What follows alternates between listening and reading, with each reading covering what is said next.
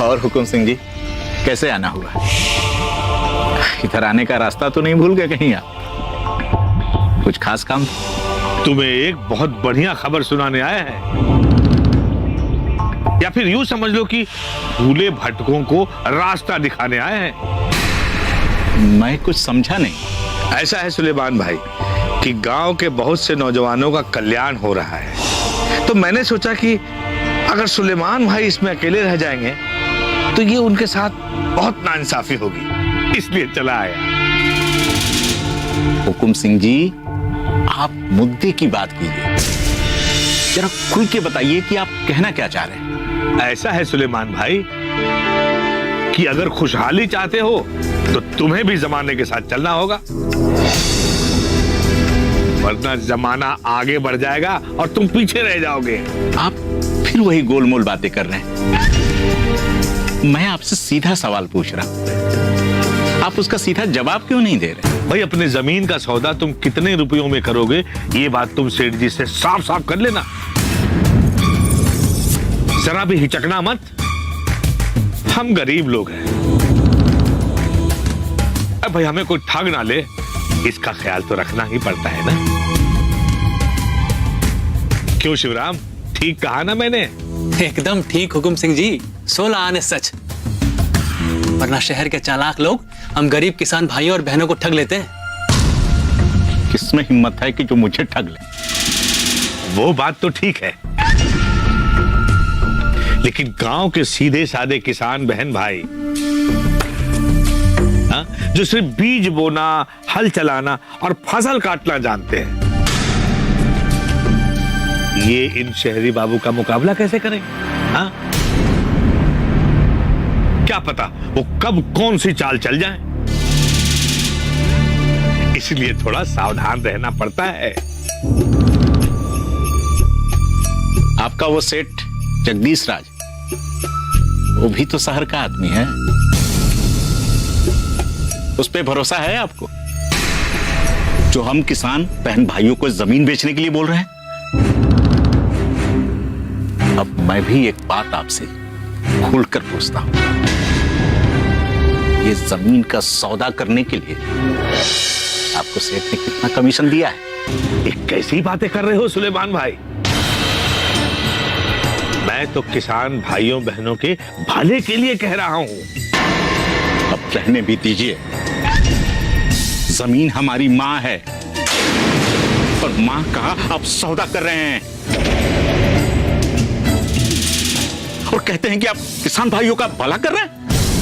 हुकुम सिंह जी, आप पाप कर रहे हैं, मत पड़िए इस चक्कर में और अपने इस प्लान में किसान भाइयों को मत फंसाइए। आप मदद कर रहा हूं मैं अपने किसान भाइयों और बहनों की, और तुम इसे पाप कहते हो,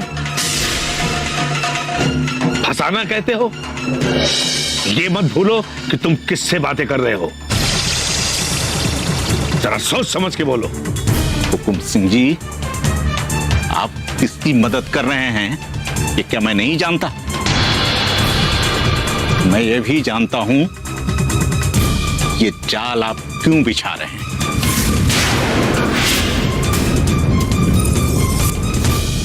क्या बकवास कर रहा है? कहना क्या चाहता है तू? हुकुम सिंह जी, बहुत जल्दी तुमसे तू पे आ गए। मेरा कहने का मतलब था कि हमारे किसान भाई आपके झांसे में आ गए, लेकिन मैं नहीं आने वाला।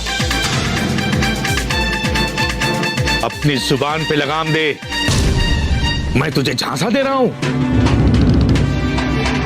और नहीं तो आप कहेंगे मैं कुएं में कूद जाऊं तो कुएं में कूद जाऊंगा। आप कहेंगे कि मैं गले में रस्सी बांध के लटक जाऊं तो मैं लटक जाऊंगा। दूसरे किसानों की तरह क्या मुझे भी इतना बुद्धू समझ रखा है आपने? मैं साफ साफ बोलता हूं हुकुम सिंह जी, मुझे नहीं बेचनी है अपनी जमीन।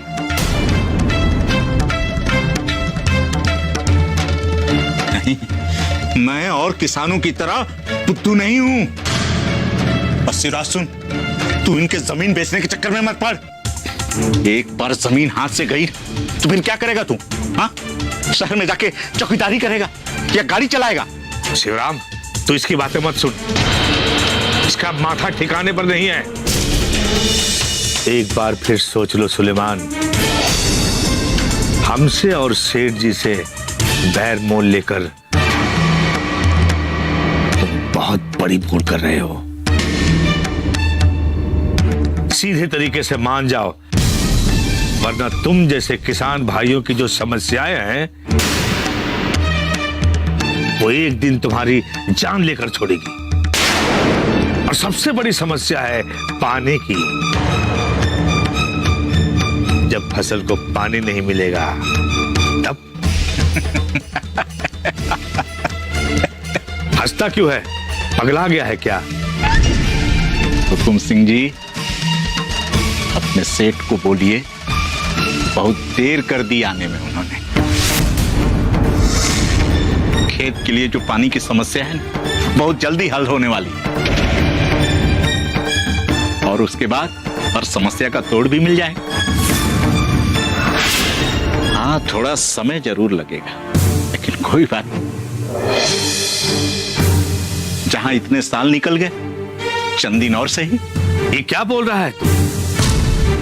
पानी की समस्या का निवारण कैसे हो गया? 2 रोज पहले मनीषा आपा के यहाँ मीटिंग थी, जानते हो ना उन्हें? वही जो दिल्ली से आई हैं। हाँ हाँ जानता हूं, आगे बोल। उन्होंने बताया कि पानी की किल्लत कैसे दूर हो सकती है। अपने किसान भाई बहन भी थे वहां। अब तो ये बात पूरे गांव के किसान भाई बहनों में फैल गई होगी। सेठ जी को बोलिए कि अपना बोरिया बिस्तरा बांधे और जहां से आए हैं वहीं लौट जाएं, वरना गांव के किसान भाई बहन मिलकर उनका हुक्का पानी बंद कर देंगे। ठीक है,